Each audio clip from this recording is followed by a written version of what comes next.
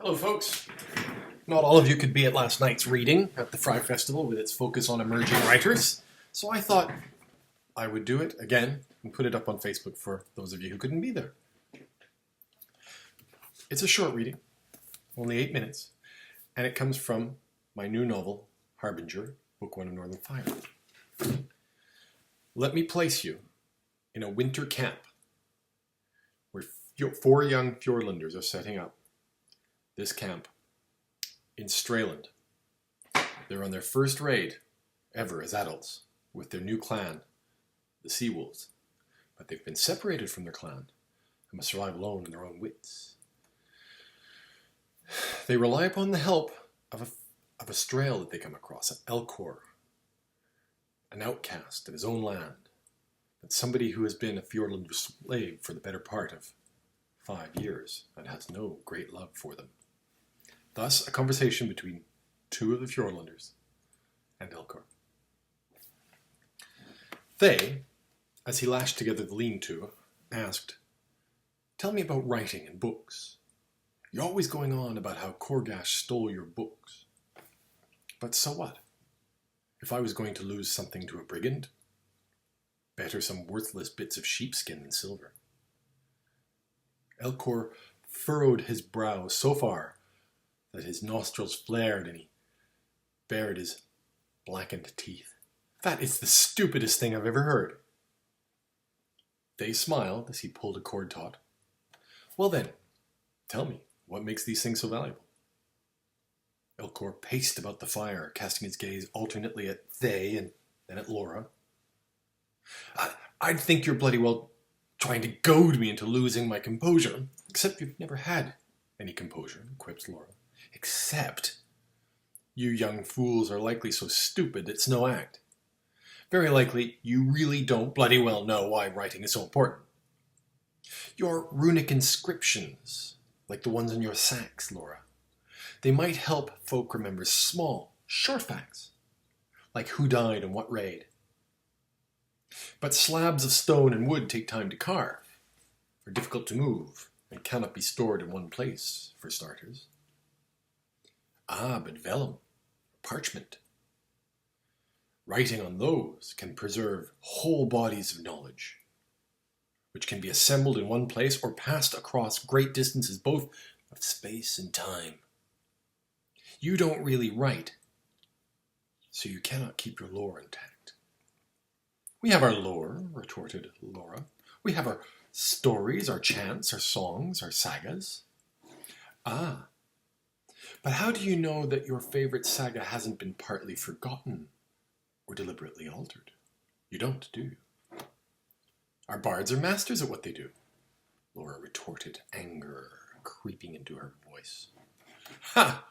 Spoken just like Lars, that great idiot defender of all things done badly over 100 generations. Well, what if the bard in question has his own bloody perspective on things?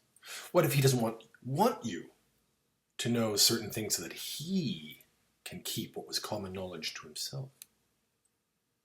Suppose one of your bloodthirsty chieftains demands a bard suppress part of a tale, or worse yet, alter it to squeeze out some advantage.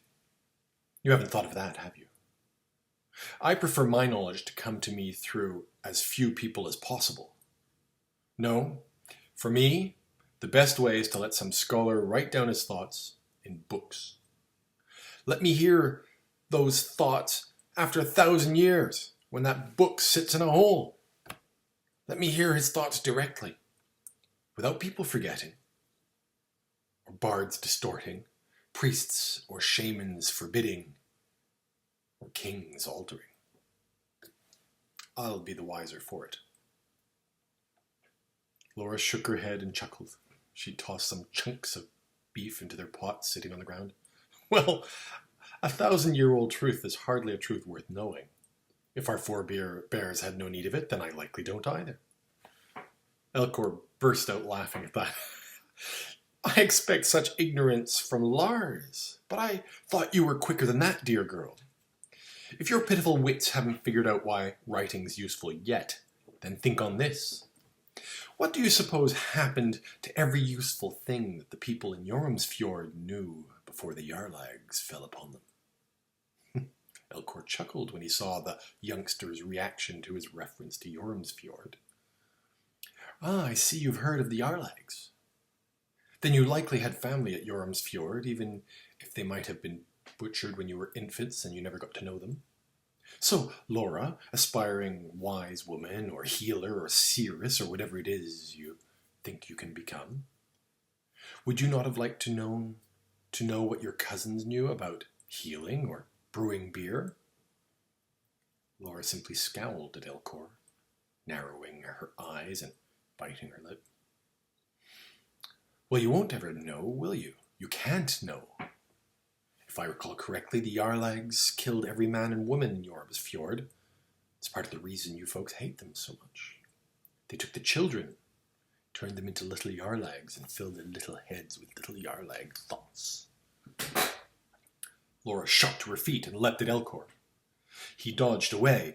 Thay stepped forward, but Laura pushed him aside and leapt at Elcor again. Such pursuits did not play to Elcor's strengths, and Laura soon had him by the cloak. She pulled him to the left and punched him in the face with the right fist, sending the deformed man sprawling to the ground and unleashing a wail from him. She pivoted and sent her boot into his gut. "Stop!" Elcor croaked, before breaking out in a fit of heaving weeping. "Stop! Stop!" The pitiful mewing made her sneer, and she moved to kick him again, but Thay wrapped her up in his arms. She made do with hissing out Elcor. "Shut up! Shut up your filthy mouth! Shut up your hatred! Shut up your bile! Shut up!" Thay held her tight, hugging her close to him. "Laura, by Scavan's balls, you've just beaten a near-defenseless, crippled man. Do you feel proud now? Do you feel like you've defended our honor?" "Yes, Thay, I do!" She shook herself out of his embrace, stormed back to her stew, and, with a yell, kicked the pot clear across the camp.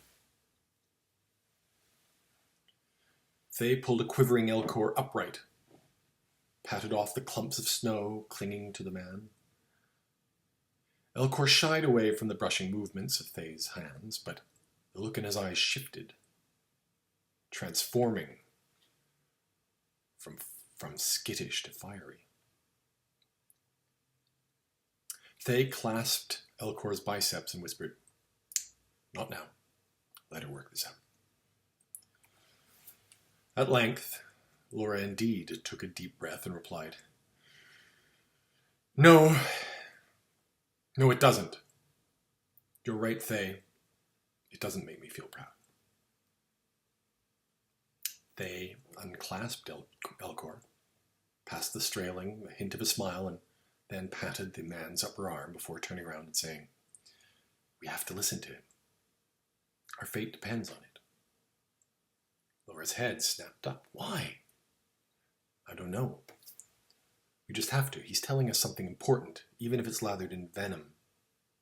Or perhaps particularly because it's lathered in venom." Laura stood still for a long while before moving off to retrieve her pot. Thay said to Elcor, "Go on. Just remember, if you vex her again, she's apt to gut you.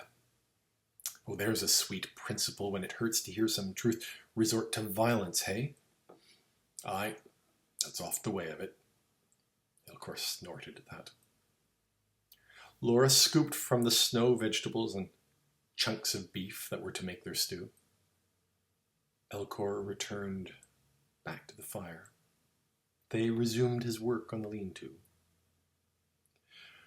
When Laura finally had her pot dangling above the flames and its contents slowly stewing, she breathed out a long breath and said to Elcor, "I'm truly sorry. I already bought you winter clothes and a cloak, for which I note you have yet to thank me.